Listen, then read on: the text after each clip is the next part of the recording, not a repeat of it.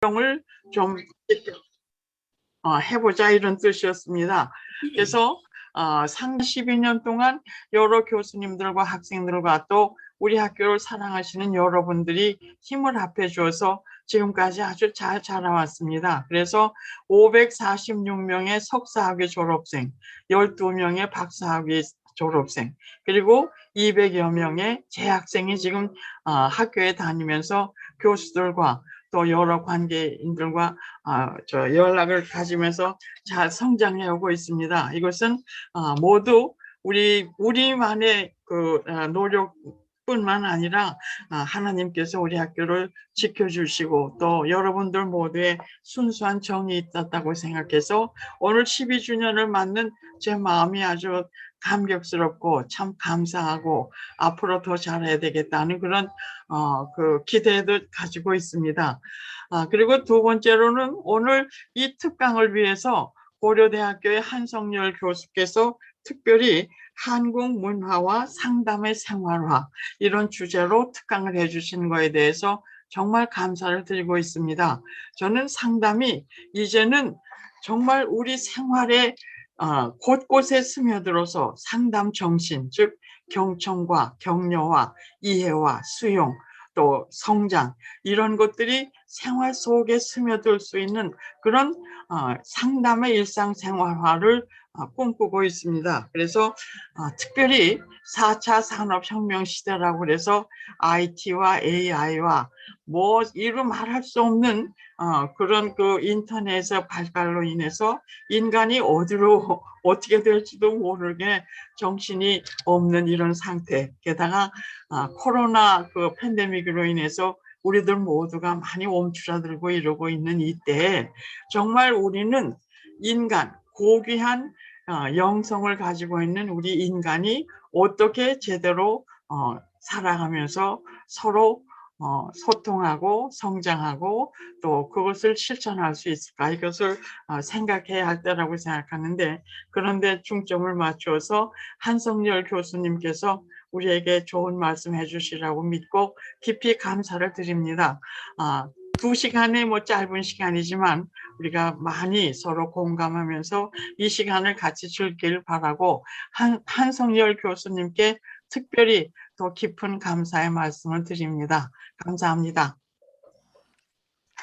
예, 말씀 감사합니다.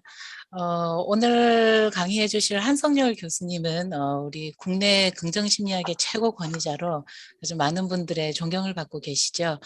현재 고려대 심리학부 명예교수님으로 계시고 상담목회 아카데미 예상원장 또 만남과 풀림 상담교육원장을 맡고 계십니다. 지금까지 한국자살예방협회 또 한국치유상담협회 등 아주 주요 기관과 또 여러 학회에서 중책을 역임하셨고요. 저술 활동도 활발하게 해오셨습니다. 저서로 심리학자의 마음을 빌려드립니다. 문화심리학 등 다수의 책들이 있고 작년에는 이제는 나로 살아야 한다라는 저 같은 중년을 위한 심리학 책을 간행하셨습니다. 또 교수님은 몇 년 전부터 유튜브를 통해 강연과 대담 활동을 굉장히 활발하게 하셔서 대중들에게 친근하게 다가가고 계시죠. 자, 그럼 우리 한성열 교수님 귀한 강의 청해 듣도록 하겠습니다. 한성열 교수님. 예.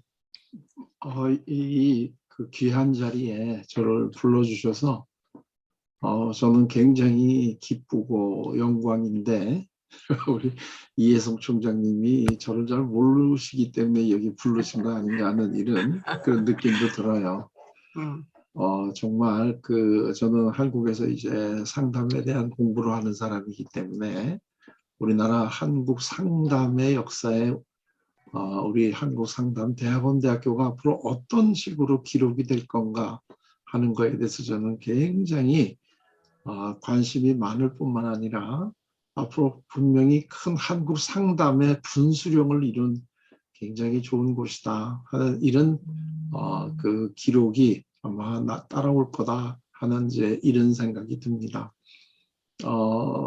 제가 오늘 우리 이해성 총장님은 상담에 대해서 어떤 생각을 하고 계시는가 하고 우리 몇 군데서 이렇게 본인이 생각하시는 상담의 정의라고 그럴까요? 그걸 제가 보면서 많이 아주 놀랐습니다. 이런 말씀을 하신 적이 있더라고요. 상담은 인간의 존재 방식을 도와주는 것이며 이를 통해 인간 정신을 어떻게 순화시키고 잠재 능력을 어떻게 개발하느냐 하는 이러한 문제로까지 확대가 된다. 사실 여러분들 그 심리학자들이 상담 교재를 쓰면서 상담의 정의가 뭐냐 그럼 뭐 내담자와 뭐 상담자가 만나가지고 전문적인 상담자가 뭐 내담자고 또 그저 이런 굉장히 그 기계적인 이러한 그 이 상담의 정의를 많이 내리잖아요. 근데 인간의 존재 방식 이렇게 나가는 그 상담의 정의가 별로 없거든요. 왜냐하면 이 심리학이라는 게 무슨 철학으로부터 독립돼 가지고 자연과학적인 방법을 한다. 그래서 심리학은 과학이다. 이제 이런 식의 생각을 하면서 그렇게 정의를 내릴 때 존재라든가 인간 정신이라든가 이런 식으로 그렇게 소위 그 과학적으로 정의 내리기 어려운 이런 용어를 별로 안 쓰잖아요.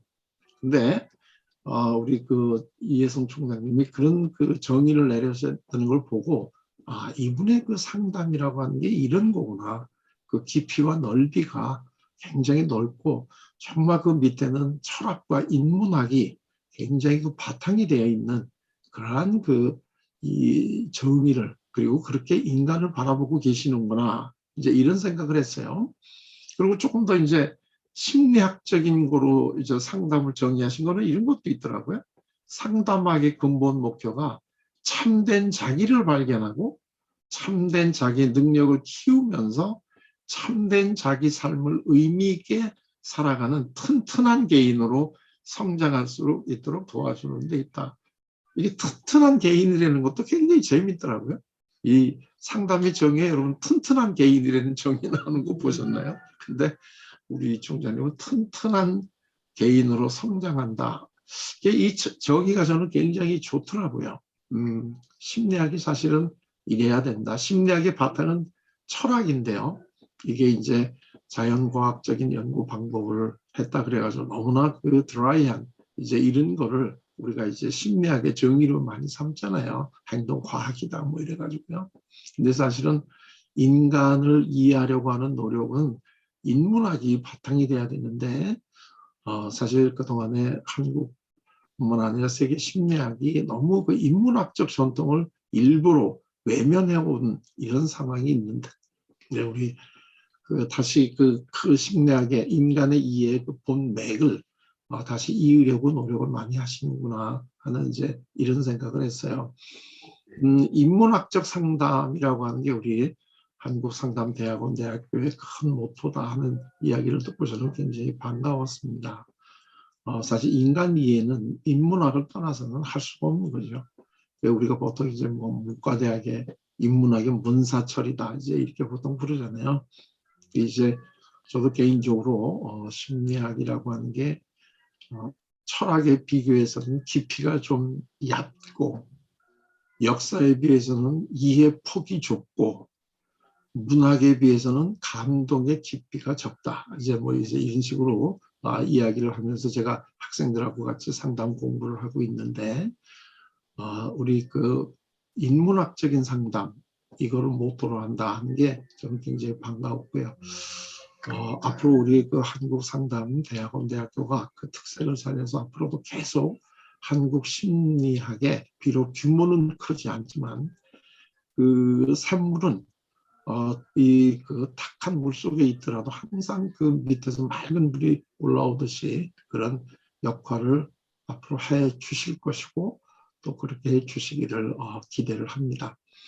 생활화가 돼야 된다, 일상화가 돼야 된다 하는 이런 생각을 제 나름대로 해왔습니다. 그러면 이제 그냥 우리가 일반적으로 서구 문화하고 한국 문화하고는 어떤 차이가 있고 거기서 배태된 상담의 이론들이 어떤 차이가 있을 수 있는가 하는 거를 그냥 제가 생각 견대로 잠깐 같이 한번 나누어 보도록 할게요.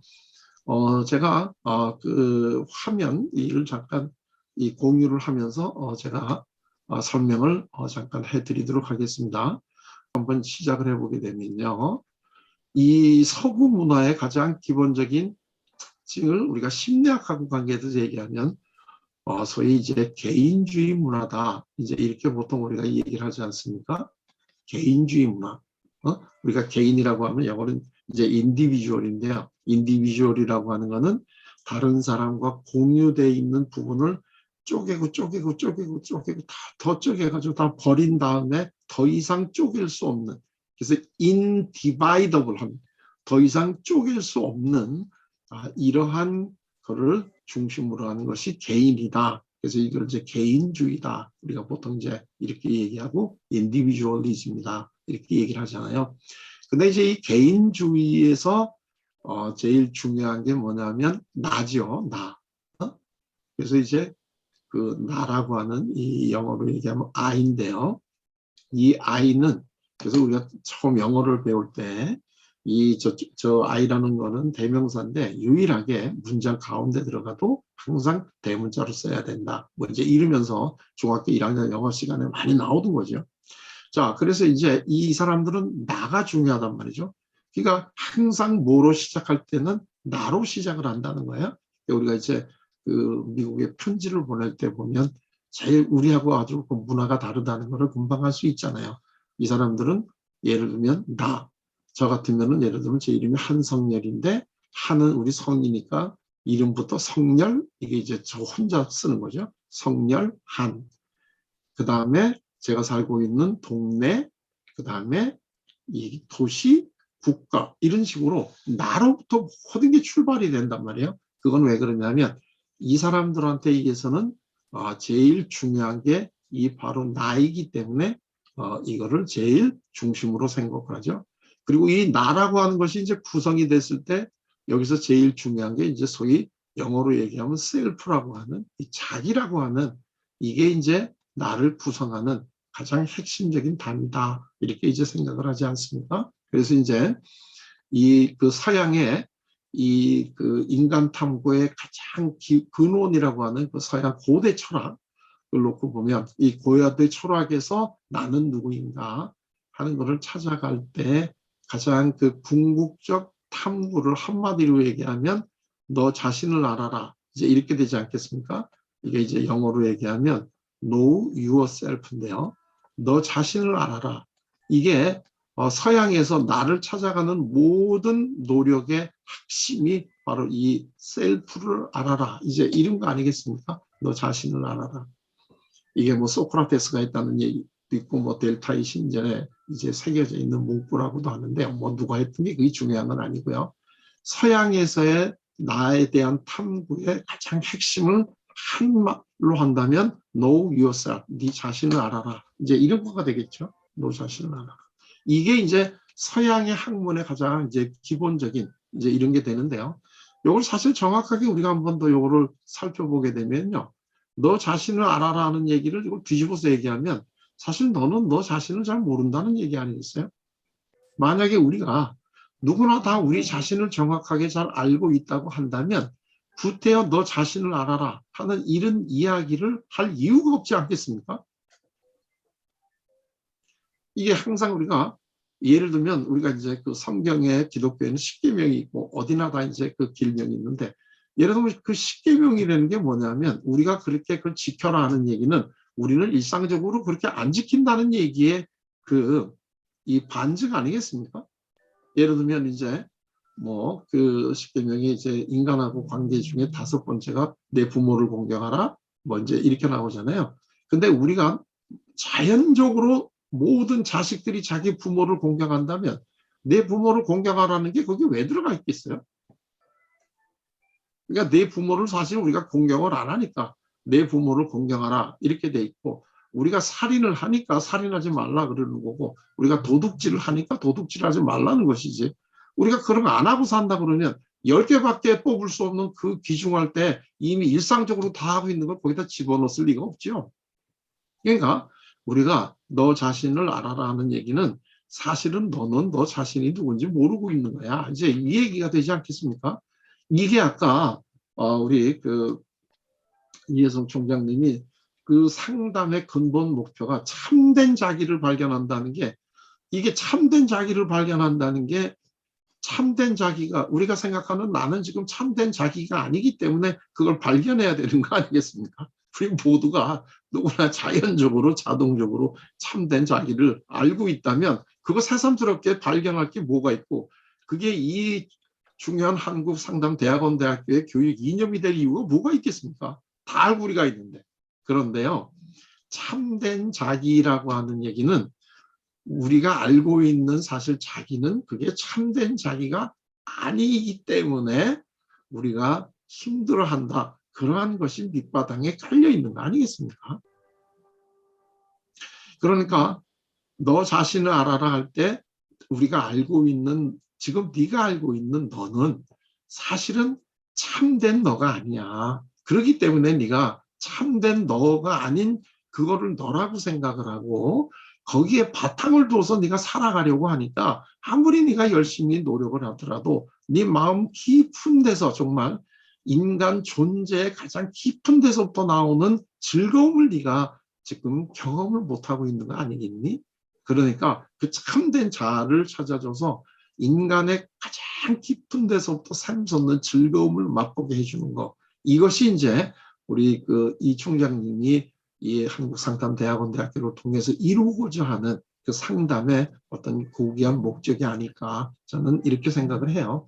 그래서 이제 이 서양 사람들한테 있어서는 이 셀프라고 하는 것이 상당히 중요한 거다 하는 이제 이런 얘기가 되는데요. 이 서양 사람들은 이 셀프를 어떻게 생각하고 있을까요? 이게 그러니까 이제 서양의 이제 문화라고 하는 이런 걸 우리가 얘기하려면 이 셀프라고 하는 것이 어떤 특징을 갖고 있는가 하는 거를 우리가 좀 잘 알 필요가 있는데요. 이 서양의 이제 이 철학에 대해서 능통한 많은 분들은 이제 이런 식으로 얘기를 하시더라고요. 서양의 이제 이 셀프라고 하는 이 개념은 몇 가지 이제 어떤 속성을 가지고 있는데, 이 속성을 잘 이해하는 것이 굉장히 서양의 문화, 서양의 철학을 이해하는 데 핵심이다. 근데 이 첫째, 이 셀프가 가지고 있는 특징이요. 첫째가 뭐냐면 독특하다는 게 특징이랍니다. 독특하다. 독특하다. 그래서 유니크하다 하는 게 이게 이 서양 사람들이 생각하는 이 자기 개념의 이제 제일 기본적 속성이라는 거예요. 독특해야 돼요. 유니크해야 돼요. 그렇기 때문에 다른 사람하고 공유되는 내용이 아니라 다른 사람하고 분리되는 나만의 독특한 이제 이러한 것이 이제 셀프의 첫 번째 속성으로 보는 거고요. 이제 그러기 때문에 두 번째로 중요한 게 뭐냐면 다른 사람과의 경계가 분명해야 된다. 이게 이제 또 이 사람들의 이 셀프의 속성의 두 번째 중요한 그거랍니다. 바운디드가 돼 있어야 된다는 거죠. 이제 이 사람들의 그 정신병 중에 이 경계선 장애라는 게 있잖아요. 경계가 분명하기 때문에 오는 장애, 이 경계선 장애가 있고요. 그 다음에 이제 세 번째가 뭐냐면 이 독특하고 경계가 분명하기 때문에 그 다음에 세 번째는 이제 독립적이다. 독립적이다. 이제 이런 겁니다. 그래서 이제 인디펜던트하다. 이제 이런 얘기죠. 제가 이게 여기다 글씨 있으니까요. 원래 한석봉이 피를 물려받아서 명필이라고 이름 나 있는데 이게 지금 이렇게 잘못 씁니다. 미안합니다. 그런데요. 이게 이제 독립적이죠. 이 서양 사람들이 독립 굉장히 좋아하는 거 우리 다 아시죠. 이 미국에 좀 있어 보신 분들은 미국 사람들이 제일 좋아하는 경축이 소위 독립기념일 줄라이 4스인데요. 이때가는 전국적으로 그냥 이 폭죽을 터뜨리고 굉장히 그거를 이제 기념하는 이제 이런 게 되겠죠. 그 다음에가 이제 또 하나가 이제 자율적이고요. 오토매틱하다, 오토노미하다. 이제 이게 이제 오토노머스하다 하는 게 이제 이 사람들의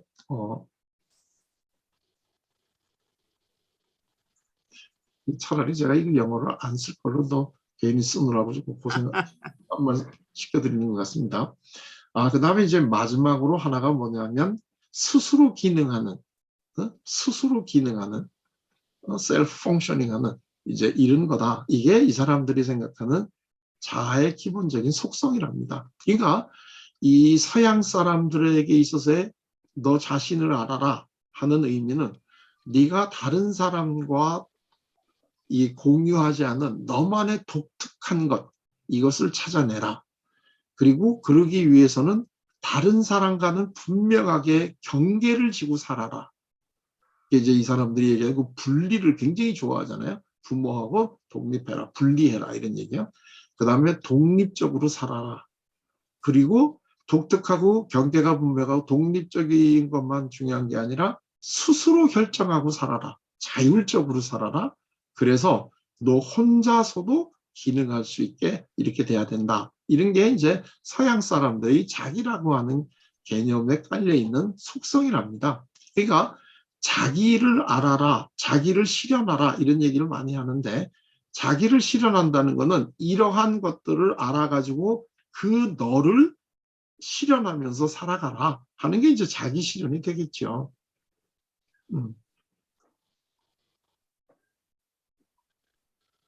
이게 이제 그 서구의 그 개인주의 문화가 가지고 있는 특징이고 이렇게 살아야 된다 하는 얘기입니다.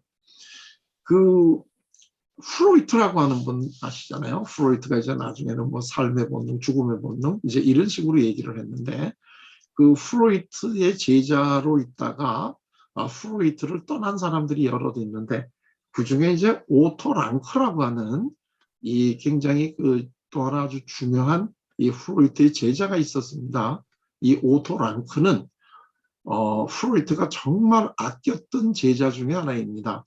이 오토 랑크는 사실은 이 프로이트의 그 제자들은 거의 대부분이 그 정신과 의사였잖아요. 융이니 뭐 이 아들러니 이런 그 사람들이 전부 다 정신과 의사였고 프로이트하고 같이 이제 정신 분석을 이제 배우고 발전시켰던 이런 사람들입니다.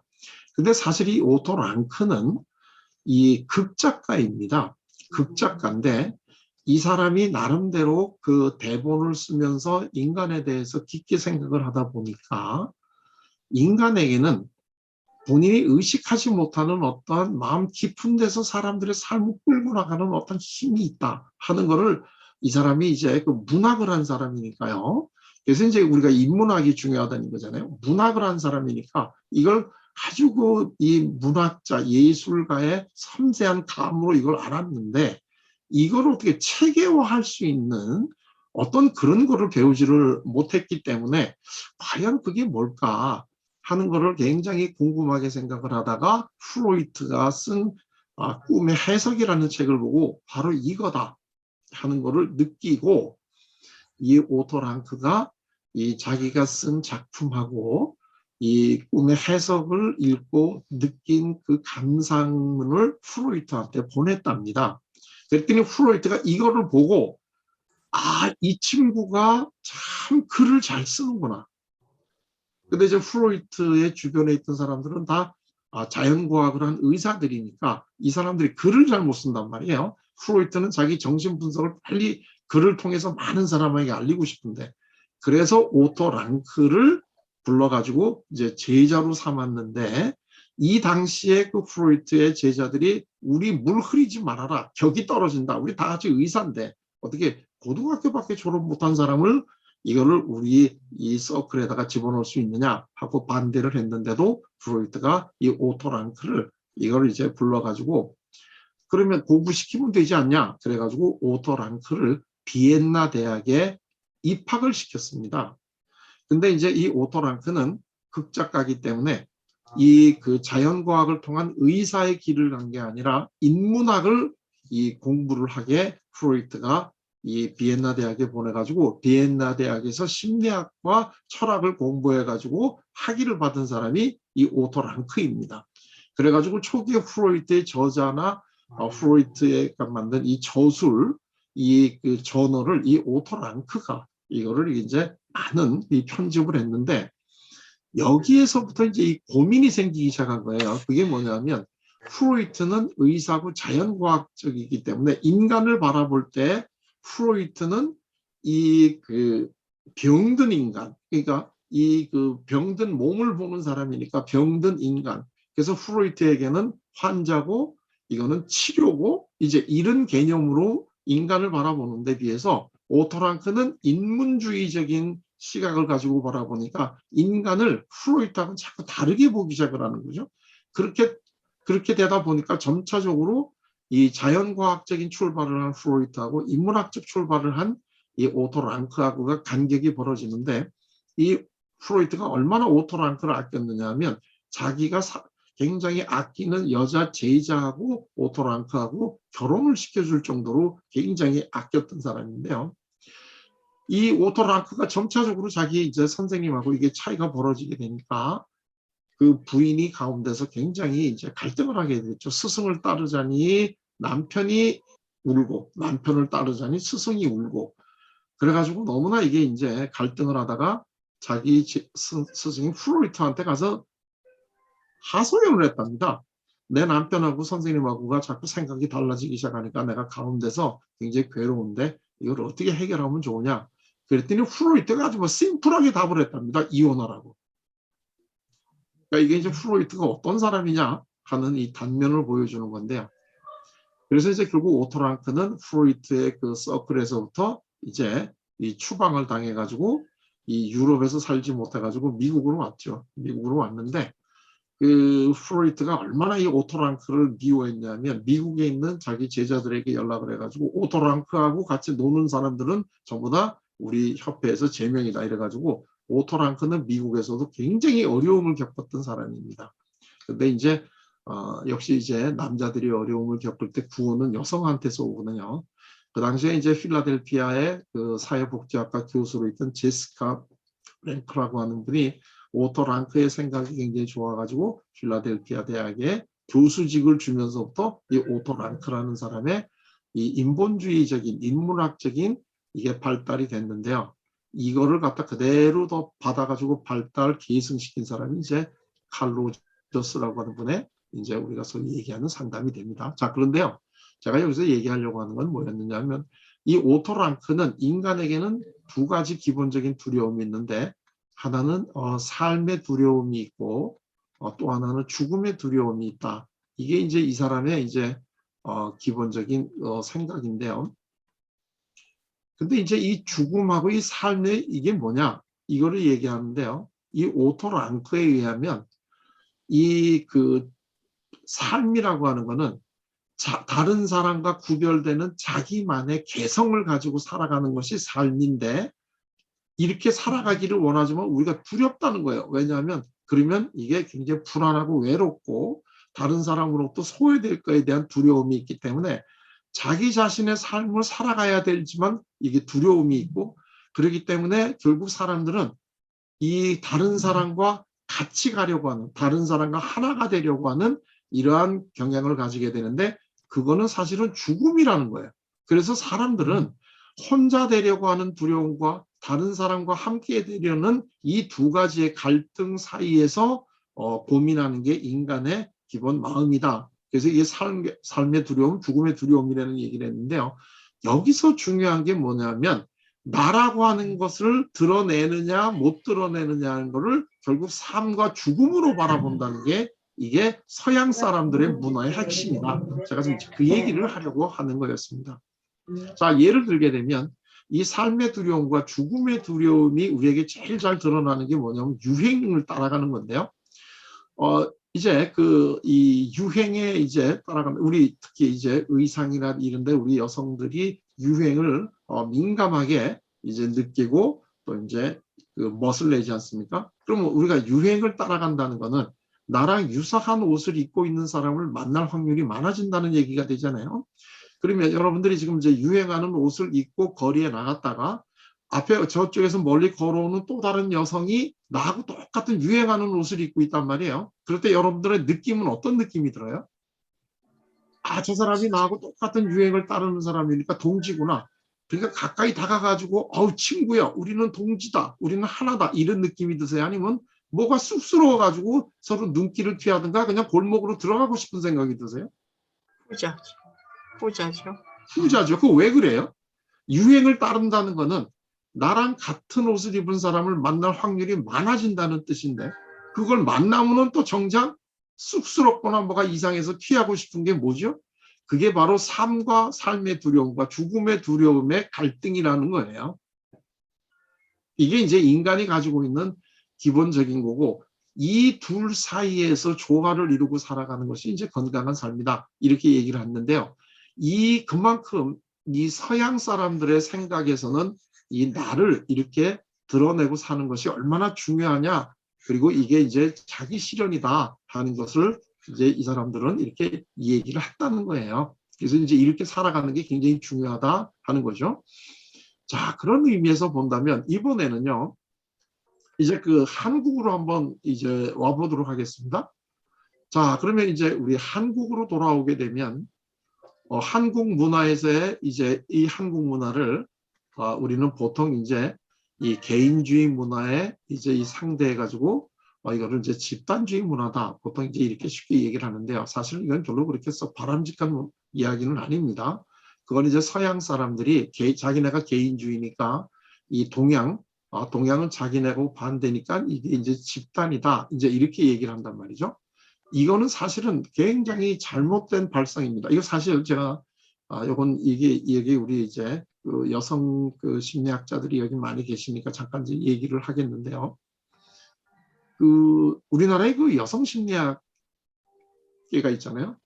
그게 이제 이화여대를 중심으로 여성 심리학회가 만들어졌는데, 제가 아마 치치코대는 거기 여성 심리학회가 이루어지거나 또는 여성 상담이라도 뭐 이제 이런 거야 아마 우리 그 이혜성 총장님도 상당히 많은 힘을 실어 주시지 않았을까. 이화여대에서 오랫동안 후학들을 가르치셨으니까요. 저는 굉장히 중요하다고 생각을 해요. 근데 그 한때 이제 그 저희 선배 되시는 그 최상진 교수님이라고 이제 사회심리학을 하신 분이 있어요. 아마 그 이혜성 총장님은 서로 아실 것 같은데, 이분이 여성 그 심리학회의 회장을 한번 지내신 적이 있습니다. 되게 여성 심리학은 거의 회장님이 여성이었는데, 근데 이제 이분이 그 여성 심리학회의 회장이 되고 나신 다음에 느닷없이 저보고 그 이사를 하라는 거예요. 여성 심리학회. 그래서 저는 여성에 대해서, 여성 심리에 대해서 이렇게 사실은 별로 그렇게 그때까지 관심이 없었기 때문에 나는 거기 이사를 할 그 자격이 못 되는 사람입니다. 그랬더니 그냥 걱정하지 말고 남자가 하나 이사에 있어야 되니까 네가 이사해라 그러고 회비만 내면 돼. 뭐 이제 이래가지고 이제 제가 할 수 없이 이제 여성심리학회 이사가 잠깐 됐던 적이 있었습니다. 사실 이 자리를 들어서 굉장히 본인은 아니었지만 하여튼 굉장히 죄송하다 이제 이런 이야기를 드리고 싶은데요. 네. 근데 이제 그 여성심리학회지가 발간이 돼야 되는데 그게 이제 처음에는 그렇게 이제 그 논문들이 잘 안 들어왔죠. 왜냐하면 다른 데 논문들을 먼저 이렇게 쓰니까요. 그러니까 이제 그 여성심리학회 학습위원 그 위원장 되시는 분이 저한테 얘기를 해가지고, 아니 이사까지 됐으니까 우리 여성심리학회 그 논문을 좀 빨리 실어라 이런 얘기를 하는데요. 그래서 저는 여성에 대해서 연구를 한 적이 없습니다. 저는 여성들하고 노는 걸 좋아하지 여성들을 연구하는 걸 안 좋아합니다. 이제 그렇게 제가 얘기를 했더니, 아니 여성하고 남성하고 이렇게 성 차이를 보고 여성이 들어가는 거는 좀 더 여성 심리학에 들어갈 수 있으니까 내달라 이제 이런 얘기를 하시더라고요. 그래서 제가 이제 그때 이거는 아니지 않나 하는 이제 이런 생각을 했어요. 왜 그러냐면은요, 우리가 이제 보통 그 남성성 여성성 이제 이런 연구를 많이 하지 않습니까? 근데 이 남성성 여성성을 이걸 어떻게 우리가 이거를 이 검사를 만들어 가지고 측정을 하나요? 이게 되게 이제 이걸 만든 게 이제 남성들이잖아요. 남성이니까 예를 들면 본인들 거를 쭉 정리해 본단 말이죠. 그러니까 예를 들면 남자는 독립적이다 이렇게 이제 얘기를 하게 되면 그럼 여성도 뭘 해야 되는데 반대로 한단 말이에요. 근데 그러면 여성은 의존적이다 이렇게 하면 안 되니까 여성은 협조적이다 이제 이런 식으로 이렇게. 그다음에 이제 남성이 이제 이성적이다 이렇게 얘기하면 여성들은 감정적이다 이제 이러면서 여기 이제 정서적이다. 그다음에 이제 이 남성들은 뭐 자기주장적이다 이제 이렇게 얘기하면 여성들은 자기 주장을 안 하고 소극적이다 이렇게 해야 되는데 그렇게 하게 되면 좀 별로 마음에 안 드는 거니까 자기 주장을 하지 못하고 예를 들면 뭐 다른 사람과 예를 들면 조화를 이룬다. 뭐 이제 이런 식으로 남자들을 자기 특징을 먼저 이렇게 쭉 나열을 하고 난 다음에 거기에 반대를 해놓은 다음에 이게 여성성이다. 이렇게 해가지고 남성성, 여성성을 만든단 말이죠. 그런데 이런 여성이 존재하나요? 이거는 말이 안 되죠. 이거는 우리가 소위 통계를 할 때 이게 더미 베리어블이에요. 이 그 두 개가 있어야 되는데 이 그 모양새가 두 개가 있어야 되는데 하나밖에 없을 때는 하나를 중심으로 놓고 한 다음에 거기에 반대를 만들어 가지고 이걸 여성적이다 이제 이렇게 얘기하니까 이게 이제 여성적 특징은 협조적이고 정서적이고 뭐 이제 이런 식으로 이게 되는데요. 이런 여자가 어디가 존재합니까? 이거는 남자의 반대인데 여성은 남자의 반대가 아니죠. 하려고 그러면 남성이 독립적이면 여성도 독립적인데 서로 독립적인 것이 나타나는 성향이나 행동이 약간 다를 수는 있겠지만 남자가 독립적이면 여자가 협조적일 당연히 그럴 이유가 없는 거죠. 그러니까 이런 식을 갖다가 여성성이다 이렇게 바라보게 되면 이런 여성은 존재하지 않는 이거는 남성 위주의 허구의 여성이 존재한다 이제 이런 얘기가 되는 거예요. 그런 의미에서 사실 여성성이라고 하는 것을 정확하게 하려면 이 남성이라는 걸 이걸 버려버리고 여성 중심으로 여성의 특징을 철저하게 하고 난 다음에 그거를 재는 척도로 만드는 게 이게 이제 진짜 여성적인 이러한 성향을 우리가 알아낼 수 있는 건데요. 이 그 서양 사람들이 이제 이런 식으로 얘기를 한단 말이에요. 그러니까 이 그 자기네들이 개인적이니까 이제 동양은 집단적이다. 이제 이런 식으로 얘기를 하고 이 그 이분법적으로 사고를 하는데 이거는 굉장히 아쉬운 거다 하는 얘기고요. 그런 의미에서 본다면 한국은 또는 동양은 뭐라고 얘기하는 게 좋으냐면 관계중심주의다. 이제 이렇게 부르는 것이 훨씬 더 이 바람직하지 않나 하는 이제 이런 생각을 해요. 자, 그런데요.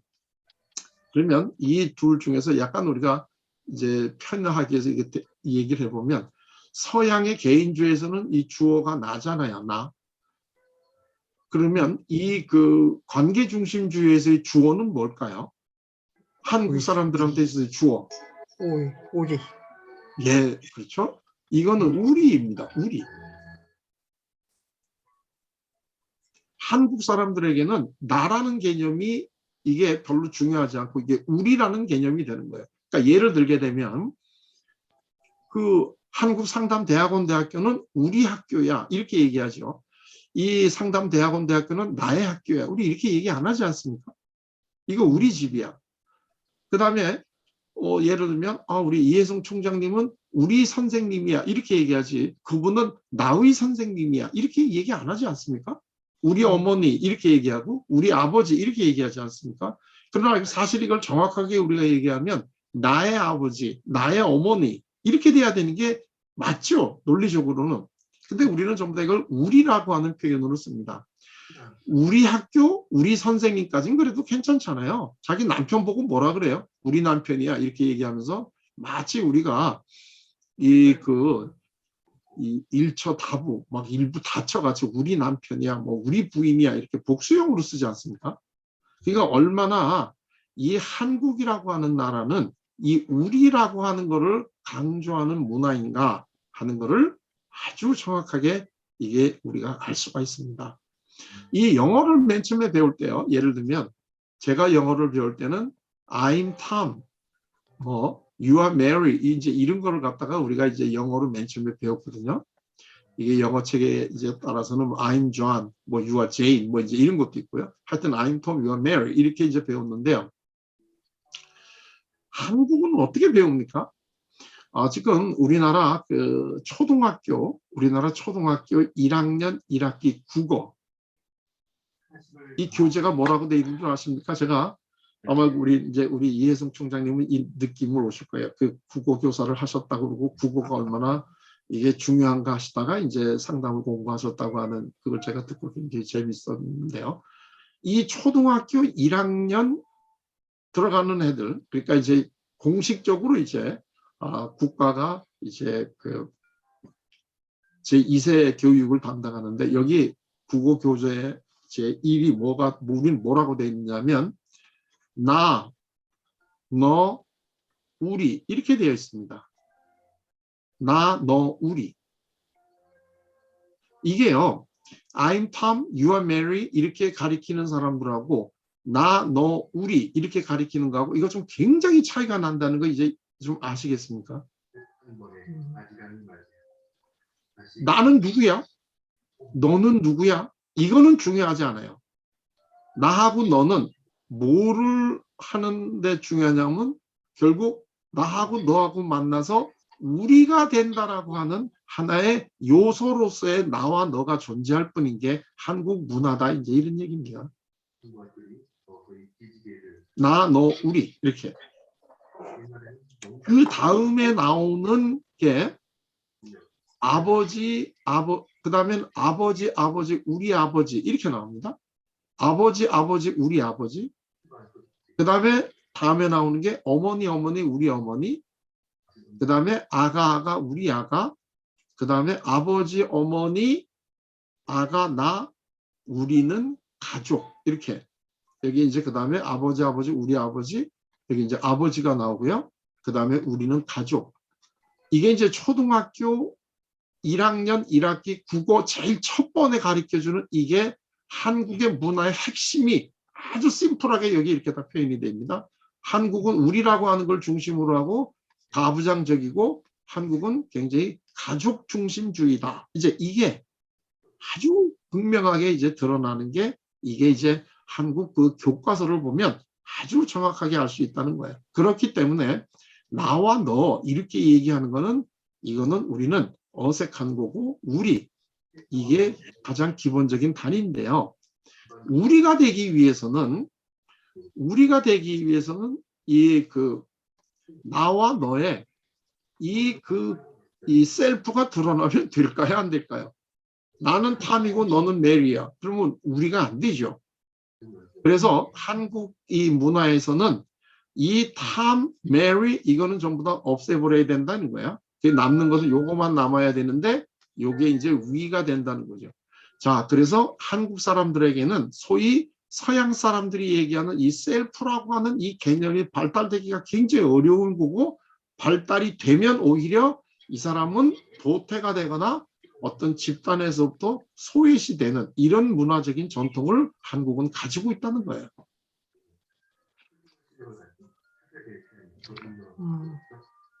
이번에 보면 그가 조선이 국부에서 연주했던 난이도 높은 대작품 수련인데요. 자, 그러면 그 서양 사람들의 이제 나를 이제 보는 핵심이 이제 그 우리인데요. 그럼 우리라고 하는 이러한 이 주체를 가지고 살아가는 한국 사람들한테 있어서요. 이 셀프의 버금가는 이 셀프의 유사한 기능을 담당하는 이건 뭘까요? 한국을 이해하기 위해서 우리가 서구를 이해하기 개인주의에서는 나를 이해해야 되는데요. 나의 속성을. 한국과 같은 관계중심주의, 우리를 중심으로 하는 이 문화에서는 이 셀프에 해당되는 게 뭐가 있을까요? 이거를 우리가 알아내면 한국 사람들에게 있어서의 바람직한 삶이 뭘까? 우리가 전통적으로 생각하는 바람직한 삶이 뭘까 하는 것을 우리가 조금 더 이해를 하기가 쉽겠죠. 근데 이게 이제 우리가 너무나 일상적으로 많이 사용을 하는 거기 때문에 마치 이걸 또 아티큘레이션을 하려고 그러면 좀 쉽지 않아요. 근데 이게 뭐냐면 마음입니다. 마음.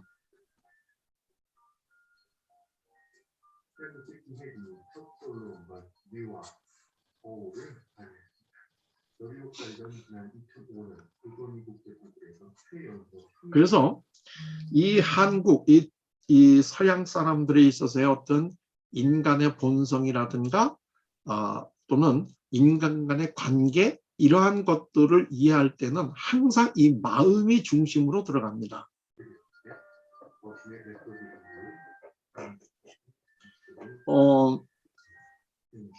우리나라에 이제 불교계의 큰 어른 중에 하나가 성철 스님이 있잖아요. 그 성철 스님이 해인사 100년 하면서 이제 사셨는데 그 해인사가 8만 대장경이 있는 데잖아요. 그러니까 어느 분이 이 성철 스님을 만나가지고 팔만 대장경, 8만자의 그 위대한 이 불경을 한마디로 얘기하면 뭡니까? 하고 얘기했더니 이 성철 스님이 망설이지 않고 마음 심자 위에 놓인다. 이렇게 얘기했답니다. 8만 대장경을 한 글자로 요약을 하면 마음심이다. 그만큼 우리는 이 마음을 굉장히 소중하게 여깁니다. 그러니까 이 마음이 이제 한자로는 심자인데요. 그 서양 사람들이 이 심리학적 용어는 셀프하고 하이픈에서 만든 단어가 굉장히 많이 있죠. 제가 그냥 오랫동안 가지고 이제 사용하는 이 소위 이 영한사전이요. 이게 이제 여기서 제가 셀프라는 하이픈을 찾아보니까 168개인가가 나오더라고요. 이 셀프와 하이픈, 심리학에는 뭐 셀프 위스덤, 셀프 컨셉츄얼리제이션, 셀프 프라이드 뭐 등등등 여러 가지 많이 나오잖아요. 그게 그만큼 셀프가 중요하니까 여기 하이픈을 붙여가지고 단어를 계속 만들어 나가는 거죠. 마찬가지로 심리학도 이 마음이 중요하기 때문에 이 마음 심자, 이게 뭐 심리학 하는 것 자체부터가 이게 마음의 이 이치를 따지는 학문이 심리학 아니겠습니까? 그 다음에 뭐 심정, 뭐 이제 이런 거, 이거 다 마음 심자가 들어가는 거고요. 요 정자가 들어가는 거 앞에 있는 요게 마음 심변 아닙니까? 그러니까 이런 식으로 얘기하면 이 한자를 조합하는 게 이게 이제 하이픈을 넣어가지고 하는 건데요. 이 심자 들어가는 거 이게 제일 많다는 거죠. 아마 심리학에서 얘기하는 많은 단어들을 한자나 우리나라 말로 번역을 하면 마음 심자가 들어가는 게 아마 굉장히 많을 겁니다. 그건 이 마음심이 동양 사람들이 자기를 이해하는데 굉장히 핵심적인 개념이기 때문에 그렇다. 이제 이렇게 볼 수가 있다는 거죠. 그러면 이 마음심의 이 마음의 특징이 뭐냐 이거예요. 이 마음이 그다음에 이게 이제 우리가 여기에 있는데요. 우리 마음, 우리의 이제 마음이 되는 거예요. 나의 마음이 아니라 이제 우리의 마음인데요. 그러려면 이 마음의 특징은 뭘까요? 예, 이게 이제 가장 기본적으로 달라지기 시작을 하는데요. 서양에서의 셀프는 다른 사람하고 구별되는 나만의 독특한 점인데 한국에서는 그거는 없애버려야 될 거고요. 제일 중요한 게 뭐냐면 마음은 어때야 되는 거냐? 마음은 통하는 거예요. 통하는 것.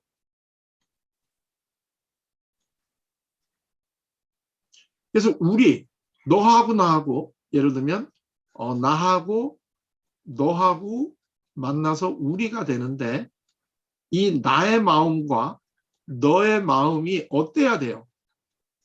나의 마음과 너의 마음이 서로 통해가지고 우리 마음이 하나가 돼야 된다는 게 한국 사람들이 가지고 있는 굉장히 중요한 삶의 본성이다. 그렇기 때문에 한국 사람들에게는 우리가 쉽게 얘기하는 게 뭐예요? 우리가 남이가 이런 얘기죠. 우리는 하나다. 하나를 하면 어떻게 돼야 돼요? 나의 마음과 너의 마음이 통해야 되잖아요. 나의 마음과 너의 마음이 통하려면 너하고 나하고 마음에 다른 거는 없애버리고 공통점을 우리가 찾아가지고 너하고 나하고는 통하자. 이게 굉장히 중요하다는 거예요. 그래서 우리나라 사람들의 그 부부 관계에 제일 바람직한 게 뭐예요? 일심동체 아니에요. 일심. 마음이 하나여야 된다는 거예요. 그런데 여러분들도 아시다시피 서양의 심리학자들이 얘기하는 사랑의 정의에는 꼭 분리되어 있지만 꼭 전제가 들어가요. 분리되어 있지만 하나가 되는 것. 예를 들면 에릭 프롬이라고 하는 분이 The Art of Loving이라고 하는 책을 썼잖아요.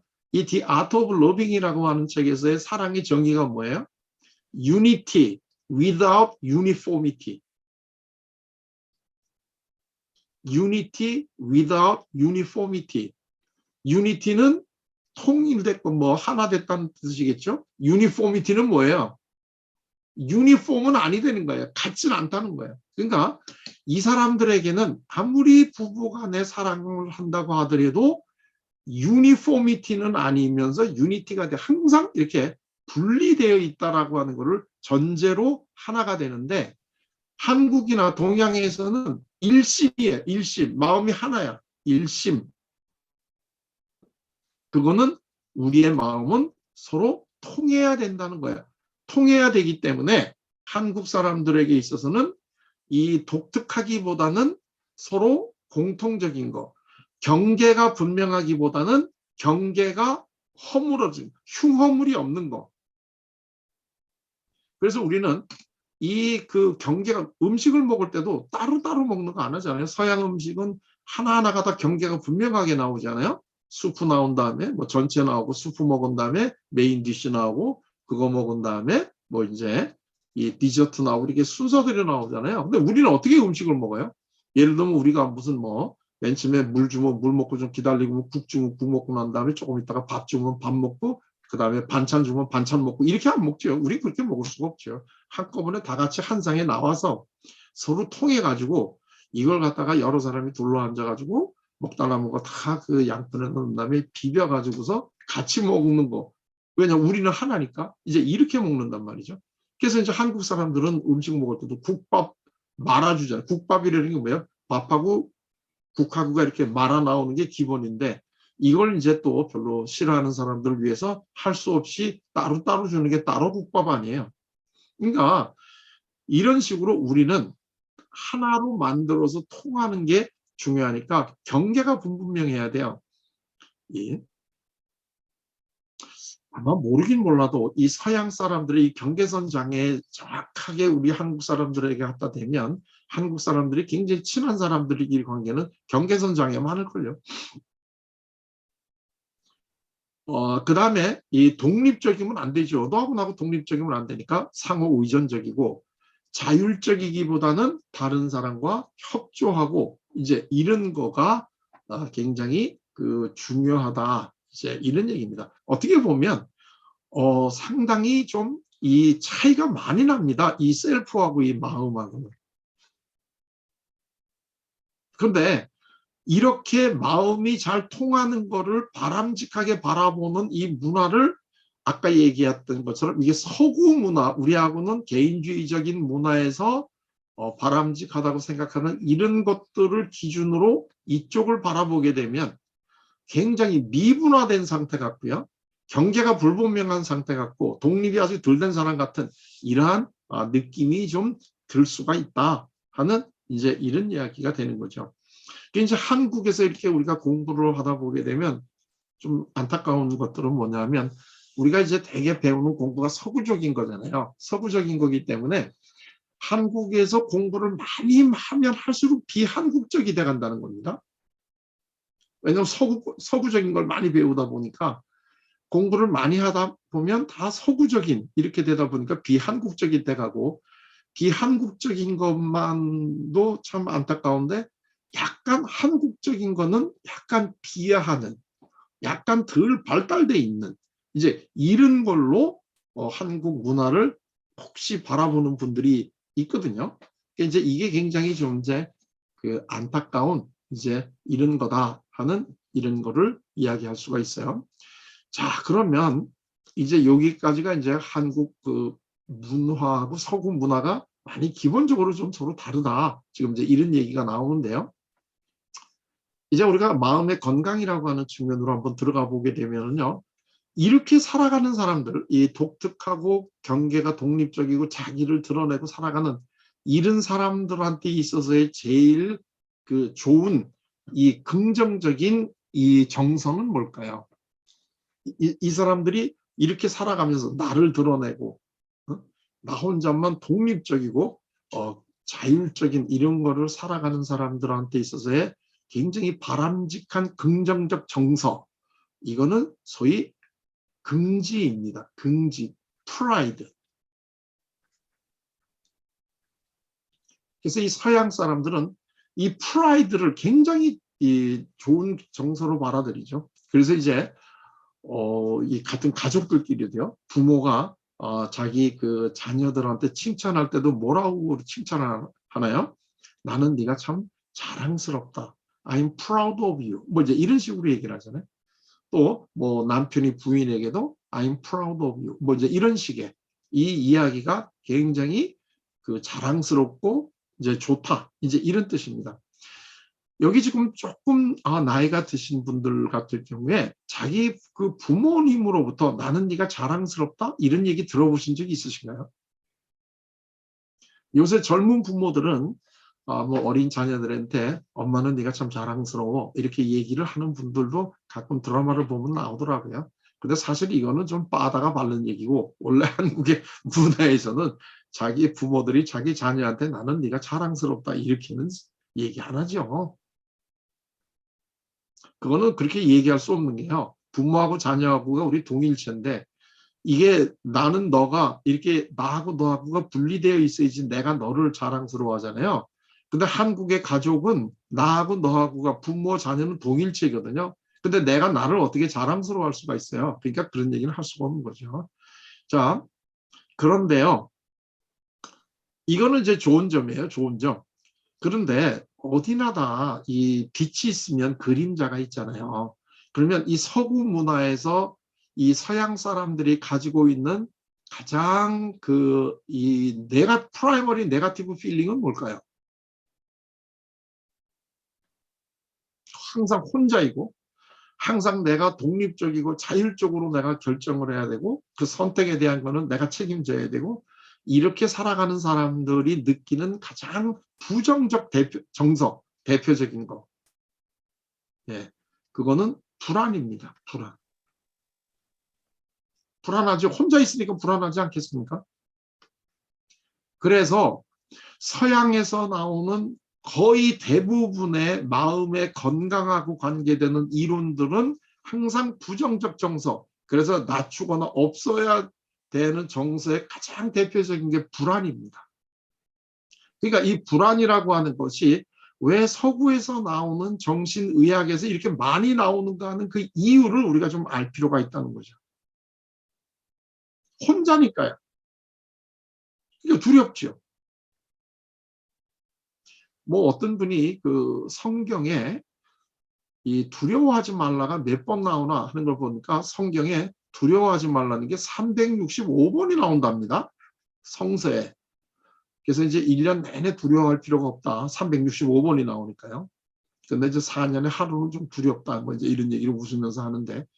자, 이게 불안. 그러니까 이 마음의 건강을 하는 많은 측정하는 검사 중에 많은 게 불안 검사죠. 불안 검사. 그래가지고 상담실에 가면 제일 먼저 이제 나오는 검사 중에 불안 검사, 뭐 이제 이런 것들이 이제 나오는 거죠. 근데요, 우리 한번 이제 솔직히 얘기를 해볼까요? 여러분들 사시는데 그렇게 불안하십니까?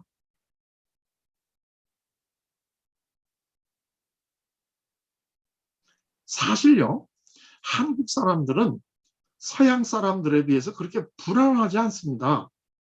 이 상담자가 불안하냐고 물어보니까요. 상담실에 가서 그때부터 불안해지기 시작하지 살면서 별로 그렇게 특별하게 불안한 거를 못 느끼고 삽니다. 왜요? 우리가 혼자 있어 보는 적이 있습니까? 물리적으로는 내가 혼자 있더라고 해도 심리적으로는 항상 나와 너 우리가 같이 붙어 있는데 뭐가 우리가 그렇게 불안하겠습니까?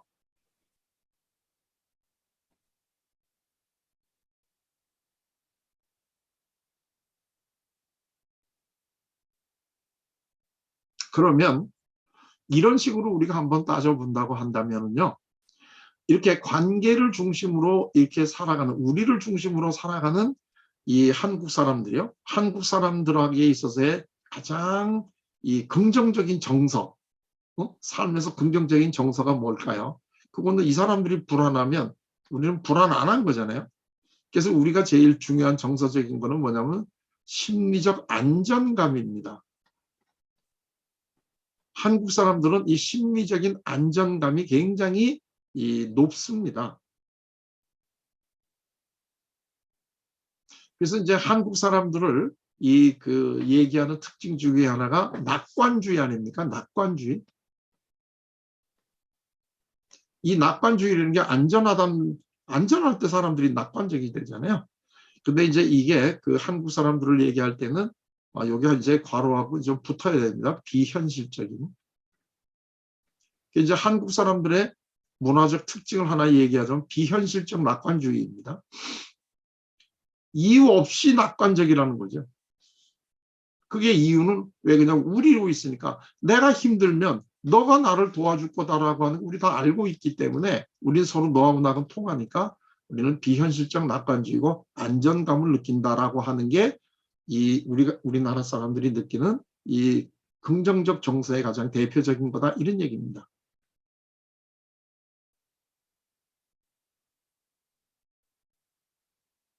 자, 그러면요. 이제 우리가 조금 더 관심을 가지는 게 이제 그 되게 그 임상이나 상담이 부정적 감성을 좀 이제 줄여준다 이제 이런 얘기가 되니까요. 이 한국 같은 이런 나라에서 예를 들면 이 불안에 대응하는 이 부정적 정서는 뭘까요, 이거?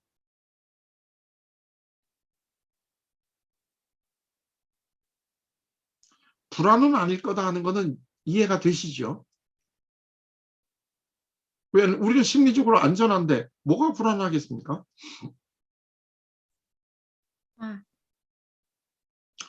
자, 그렇습니다. 자, 이제 이걸 우리가 한번 이제 찾아보도록 할게요. 이 한국 사람들은 우리라고 하는 개념으로 살아갑니다. 나하고 너하고는 우리야. 이렇게 살아가면서 우리는 하나니까 내가 이제 양보도 하고 또 이제 상대방한테 이제 주도권을 기꺼이 맡기기도 하고 이제 이렇게 살아가는데 어느 날 너가 나하고 하나라고 느꼈는데 너가 어느 날 하나가 아닌 거예요. 내가 이렇게 딱 살면서 느낌이. 이때 어떤 느낌이 오나요? 우리라고 생각하고 우리는 하나라고 생각하고 살았는데 알고 보니까 저 사람이 우리가 아니야. 그리고 완전히 나하고는 분리된 개인주의적으로 생각해. 그럴 때 우리가 느끼는 이 감정이 뭘까요? 배신감 같은 게 그렇죠. 그때 많이 느끼는 게 이제 그 섭섭함. 그래서 이게 제가 어제 우리 이혜성 총장님이 저도 굉장히 좋아하는 얄롬의 책을 9권을 번역하셨다는 걸 보고 제가 깜짝 놀랐습니다. 야, 정말 한국의 그 얄롬에 대한 전문가가 여기 계신 거를 내가 몰라. 어떤 한 사람의 저서를 9권을 번역을 했다는 건 거의 아마 이제는 정말 마음이 이제 통할 겁니다. 자, 그런데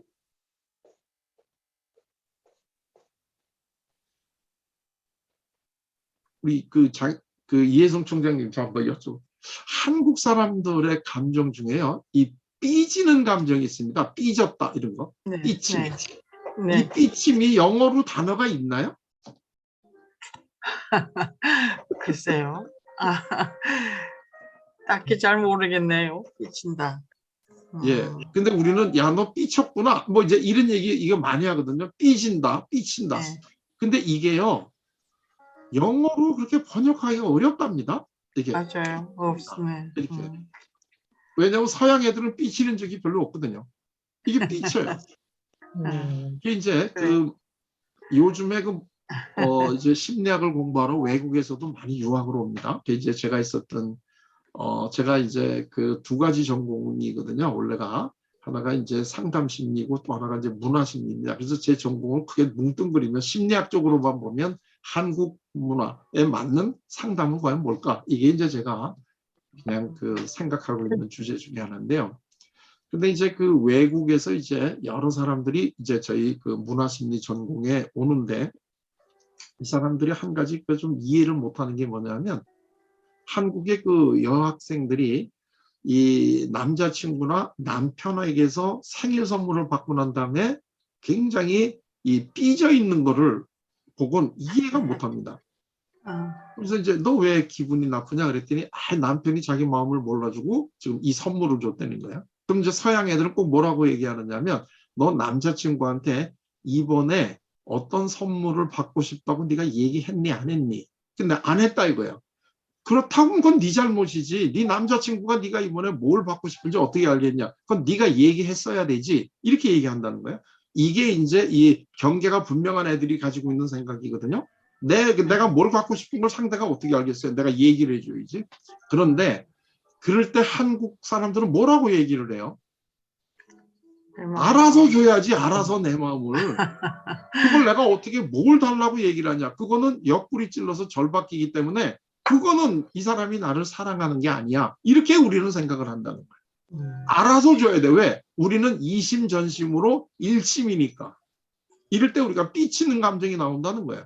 그러니까 이런 섭섭함, 삐치는 거 이런 거는 참 이 영어로 또는 서양 사람들이 이해하기를 굉장히 어려워해요. 그렇죠. 자, 그리고 또 하나가 억울해요. 억울하다는 거. 이 보통 자꾸 한국 사람들이 참 이제 뭐 우울하다 이렇게 얘기하는데 한국 사람들은 사실 우울한 것보다는 억울합니다. 우울한 거하고 억울한 거하고는 다른 감정입니다. 자, 이런 것들이 한국 사람들에게는 제일 많이 느끼는 부정적 정서예요. 우리가 하나인 줄 알았는데 저 사람이 나하고 하나가 아니라는 거. 이때 그 섭섭하고 우울한 거예요. 그러니까 예를 들게 되면 이 전에는 이 명절 때 이제 며느리들이 모여가지고 하루 종일 부엌에서 전 부치고 식사 이제 준비하고 또 설거지하고 이러면서 굉장히 힘들잖아요. 그래가지고 저녁 때가 됐어. 이제 저녁 때가 돼가지고 약간 허리가 아파가지고 남편한테 아유 허리가 너무 아프다 이럴 때요. 남편이 그거 매일 하는 것도 아닌데 1년에 몇 번 하는데 뭘 그거 가지고 자꾸 그렇게 아프다고 티를 내. 이렇게 딱 얘기를 하면 어떻게 돼요? 느낌이. 섭섭하죠. 섭섭하죠. 그리고 이 인간하고 더 살아야 되나? 이제 이런 고민이 되기 시작을 하는데 이때는 왜 그러냐면 우리가 하나이라고 생각을 했는데 저 사람이 내 마음을 몰라줘. 이건 우리가 하나가 아닌 거예요. 그런데 그때 만약에 이 그 남편이 허리도 이렇게 좀 주물러 주면서 당신 정말 많이 힘들었지? 나도 좀 도와주고 싶은데 그 어른들 눈치가 봐서 내가 도와주지 못했어. 많이 힘들었지? 이렇게 얘기를 해주면 아 괜찮아. 내가 뭐 내일 하는 것도 아닌데 괜찮아. 오히려 이런 얘기가 나온다는 거. 왜? 우리가 하나라는 게 확인이 됐으니까. 그러니까 이렇게 섭섭하거나 삐치거나 우리는 억울하거나 이런 느낌이 많이 드는데 이런 느낌을 통칭 모아서 뭐라고 부르느냐면 우리는 화라고 부른다는 거예요. 화가 나.